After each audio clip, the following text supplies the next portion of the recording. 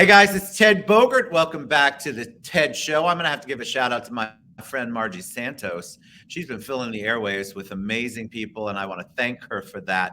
And one of those people who's on the show today is Andy Kirkendall. I love the title of this show. He does an interesting conversation every morning, I believe, on the Andy Kirkendall Talk Show, and it's all about encouragement.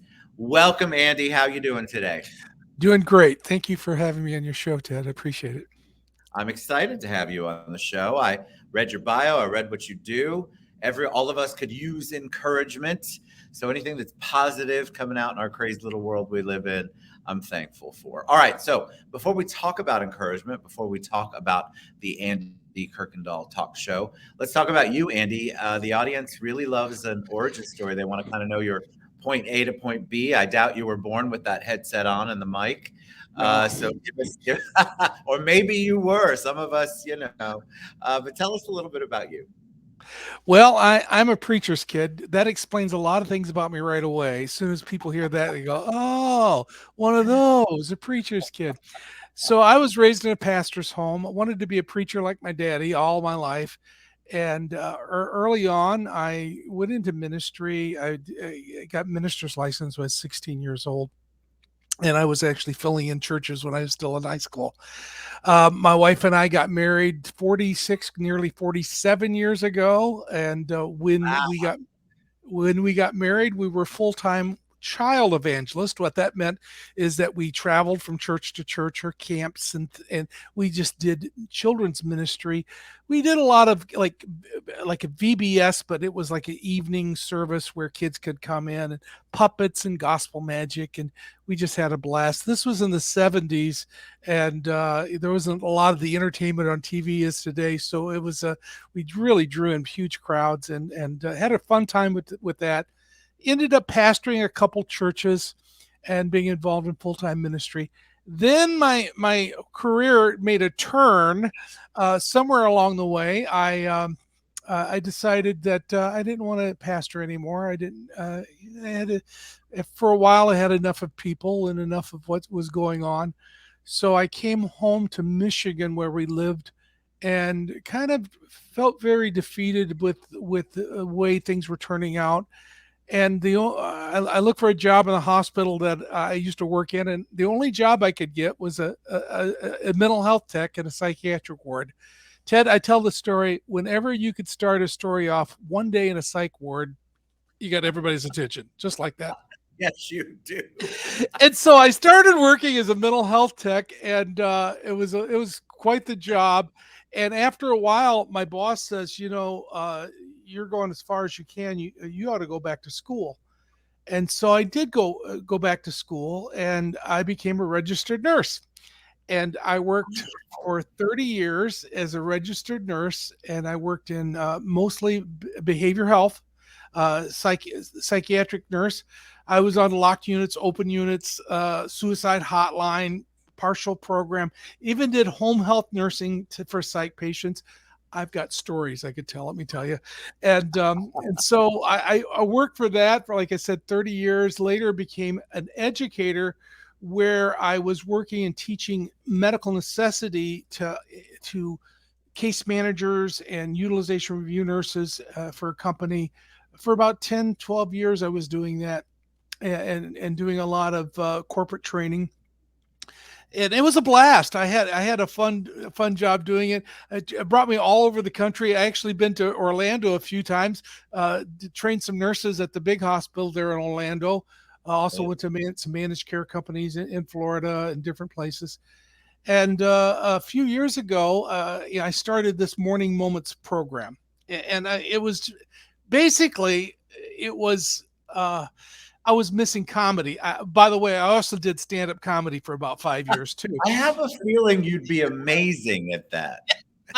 And so I tried it for 5 years, gave it up because I don't quit the old saying, don't quit your day job. So I wasn't going to quit being a nurse just to be poor at being a comedian.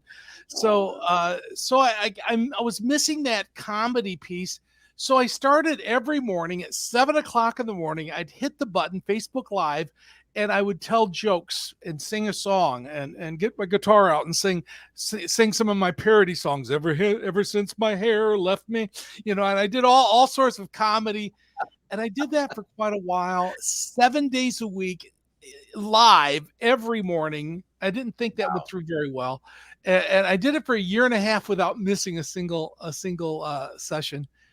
Well, I Wow. kind of gave that up, and when COVID-19 hit, I just felt that there was a need for encouragement, and so I brought Morning Moments back, did more devotions and more encouragement, and then July of 2020, I started interviewing people, and little did I know this is where it was going to head out. I've interviewed over 500 people on Morning Moments, and anybody from Eric Estrada from Chips to singers. One week I'll have a hip hop artist, and the other week I have an opera singer, and then I have filmmakers and comedians, doctors, nurses, and I ask everybody the same question: what do you do, and why do you do it? There's a lot of people, especially with the way the world is looking for their purpose. Well, why am I here anyway? What's my purpose, my plan, my future, and my hope? So when I ask that question, it's such a vague question, but it's so deep. Why do you do what you do? Because if we don't know our whys, we're going to lose our way. We are. And so if I don't know why I'm doing it, then I could just go ahead and be a greeter at Walmart and put stickers on people. Nothing, not that there's nothing wrong with that. Don't get me wrong. That's a good job for a lot of people. But is that my purpose? And so when I ask the question, I step back and just am amazed at the answers. And so I would imagine most people are articulated that out loud before. Most people may think it in their brains, but they've not articulated it, said it out loud. Why? The why one, I think, they're both kind of interesting to me. I took a pause when you were talking, thinking, how would I answer that? The why one is the purpose one, is the reason, why you're here, your gifts, all of that good stuff. And I think a lot of people don't know, or they don't know how to put it into words. Yeah. Well, you think about that question, because I might have you on my show and ask that question to you. Okay, Ted? I'm going to think about it now that I've gotten a heads up for sure. Because it's such a powerful question, Andy. It's what a lot of people don't get asked that. They've internalized it, or nobody's even ever bothered, or maybe they have been afraid to think about it or share it. And so how powerful is that when you ask that question? I imagine you must get a lot of surprising answers. Yeah. I have. I've had anything from people just shocked and don't really know how to answer it, to sometimes things revealed, in the midst of it. As fun as I like having, the seriousness, especially of behavioral health and my psychiatric background, really comes in when people just start sharing their heart. I was interviewing an actress one time, and she was talking about, why do you do what you do? And then she told about her mother, who was severe chronic mental illness. When she was younger, she took a gun, and one of her psychotic rages shot her brother, and herself, and all three survived. And then she was telling the story, and I'm sitting there as an interviewer, just trying to go, yeah, trying to keep a straight face with the whole thing going. And I'm just saying, how did this happen? How did this story come? Of course, she's told her story several times, but to be able to be right there when people share their heart, because we're motivated to do a lot of things by our past. And sometimes we allow the past and our hurts to identify who we are, which we shouldn't. We shouldn't be identified by who we are. We should be identified who we should be and what we should be doing. After all these years, I'm now that I'm retired, and I start reflecting, there's a lot of things I could be doing, but what should I be doing? That's a big question. And this must be one of them, because you're obviously impacting people. You have a passion for it. What's the 500 people? What's the goal for you? Is there a short-term, long-term goal? Are you just going to go along until the Lord takes you home? What's your That thought could be process? it. That could be it. And I'm glad you said about a goal, because that I try not to have that kind of goal. I try not to say, well, I'm going to reach, because I never thought I'd reach 500. So when I reached 500, I thought, well, that's a landmark. I guess I guess I better say something about it. And when somebody asks what else you're supposed to be doing, I realized that I'm just going to do what I'm doing now. When people ask about their purpose and they go, well, what should I do? I tell them, well, I go where I ask the Lord, what do you want me to do? And I'm sure that I really feel in my heart that's what I'm supposed to do. And unless he tells me something different, I'm not going to change that. Yes. Until he tells me something different. When I got ready to retire, it kind of shocked my wife, because I was going to work till I was 70, because I was working from home right here in Virginia Beach and training hospitals, managed care companies all over, just right here in my office, just same background, just training people through WebEx. And I thought, well, I could do this till I'm 70. And I came out of my office one day and it says, I'm done. I'm going to retire. And she goes, what? I thought we had 4 or 5 more years. And I call it divine discontentment. There's divine discontentment. There's times you go, I'm tired of doing this. And until I hear another direction, I'm going to keep doing it. But I started getting that discontentment of my job. And although I loved doing what I was doing, I was able to reach and help people all over the world with medical necessity. And a huge company like that brought me all over the nation. And but I just said, it's time to leave that. And then this other door just opened up and exploded, where people ask, how do I get my guest? I don't know. Because I'll say, hey, do you have anybody that my friend? Yes, you've discovered that too, haven't you? Because when you say, do you have anybody else that would be good for my show? And they go, hell yeah. Hey, why don't you interview so-and-so? And next thing you know, I'm interviewing somebody that is, a Grammy Award winner, or, they're a Hall of Fame singer, and an opera singer, a mezzo soprano, just after interviewing somebody hip hop. I wonder, how does that happen?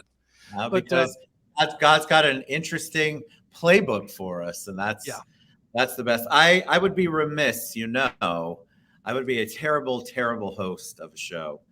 I already believe I know what you do, but since you ask everyone this question, Andy, why do you do what you do? Well, I'll tell you, I have had a heritage for years and years of my dad, my mother, of helping people, and just to be a servant. And when you ask why I do what I do, I asked God that same question a few years ago. What's this Morning Moments is all about? Where's it going to go? And what am I doing as a nurse being on this show? And he said, I believe he said in my heart, if you make it about them, I'll take care of you. Yes. And I realized that it's not about us. Everybody has a story, and that story needs to be told. And maybe I'm the one to help tell that story, or bring that story out. And as I make it about them, then God says, now that you've surrendered, because when surrender is your reasonable service, you can expect great things from him. When you surrender, now I can open up more things for you, long as you get out of my way. And so when that happens, I realize I want to be right where I'm supposed to be. I'm not sure how many times in life that people come to our pathways and we didn't even realize it, and we're supposed to encourage them. Yes. I was just sharing with an interview I taped this morning about one of the things I love to do is when we're eating at a restaurant, as the server says, at the end, she or he takes your order. They go, "Is there anything else I could help you with, or anything else I could do for you?" And yeah, there's one more thing. I'm getting ready to pray for my meal. Is there anything I could pray for you about? And when you ask that question, they go, "Well, yes. My granddaughter or my husband, or I've had people say, I just found out I have cancer." And when you ask people, what can I do for you? That's the wise.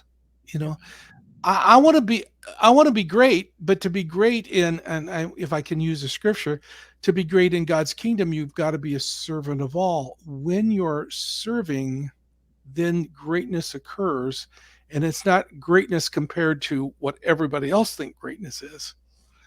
But I want my purpose, my plan, to be great in His eyes, not mine. Got chills on that, Andy. All right, Andy, I want you to come back, and I definitely would like to come on your show. I will share all of Andy's contact information. You can see it in the link below. You can find the Andy Kirkendall Show on Facebook. And I just think what a blessing. When I was listening to you, obviously the Spirit was moving. I was thinking, okay, this is, it's always planned, as I don't plan anything. He plans everything. And it's just, I was thinking, God, that's exactly what I want to do, or what I feel like I'm doing. There's this servant. When you give back, when you follow what He tells you to do, what His will is, then the rewards, the benefits, you just get so many blessings. And you're obviously blessing so many people because of your gift and your relationship with Him. Think of all the lives you've changed over 500 shows, Andy. Margie Santos, who we our mutual friend, I belong part of Synergy PR, and she's trying to book me to do speaking engagements. So Synergy PR Media at gmail.com was where you could get a hold of her to book me for a conference or to speaking, or to find out more about Morning Moments. Maybe you could say, hey, I got somebody I want to be on the show, or can I be on the show? Let me know. Get a hold of me, because that's how it happens. Just getting connected. God bless you, my friend. Thank you so much for sharing your journey. Come back anytime. You all find Andy Kirkendall on social media. I'll also post that email that you just shared, Andy. And if you want to be a guest or have a guest, maybe you just want Andy to pray for you, I think he will do that in a heartbeat. God bless you, my friend. I appreciate you so much. Appreciate you. You all find Andy Kirkendall on social media. You will not be let down. You're going to be moved, just like I was, surprisingly moved always. Never know where God's going to take me. So thank you so much for sharing your heart and your journey, my friend. You're welcome. All right, guys, get involved. Find out more about Andy. We'll see you soon.